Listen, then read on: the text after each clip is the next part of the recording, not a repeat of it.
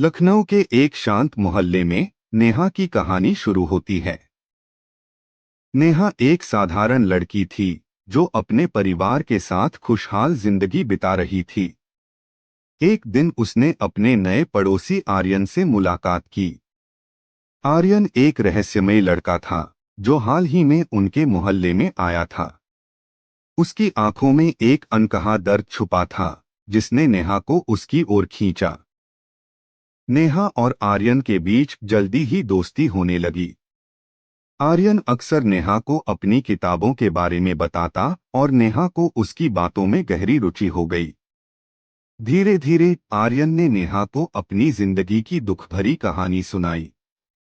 उसने बताया कि कैसे उसने बचपन में अपने माता पिता को खो दिया था और अब वह अकेला था। इस इमोशनल स्टोरी इन हिंदी ने नेहा के दिल को छू लिया। आर्यन की कहानी सुनकर नेहा ने उसे अपने परिवार का हिस्सा बना लिया।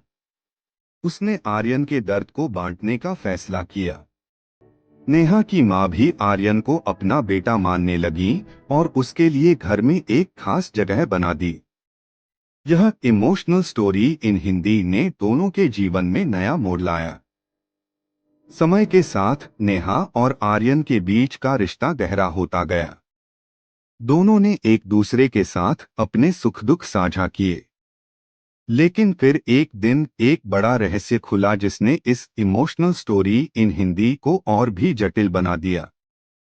नेहा को पता चला कि आर्यन के माता पिता वास्तव में जीवित थे और उसे बचपन में अपहरण कर लिया गया था। यह सुनकर नेहा हैरान रह गई।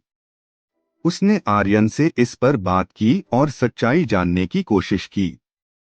आर्यन ने नेहा को बताया कि उसके असली माता पिता उसे खोज रहे थे और वह इस इमोशनल स्टोरी इन हिंदी के बारे में सब कुछ नहीं जानता था।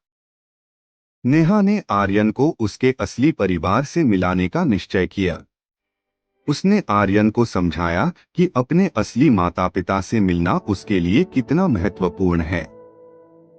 इस इमोशनल स्टोरी इन हिंदी में यह मोड़ नेहा के लिए भी बहुत कठिन था क्योंकि उसने आर्यन को अपने दिल से करीब माना था।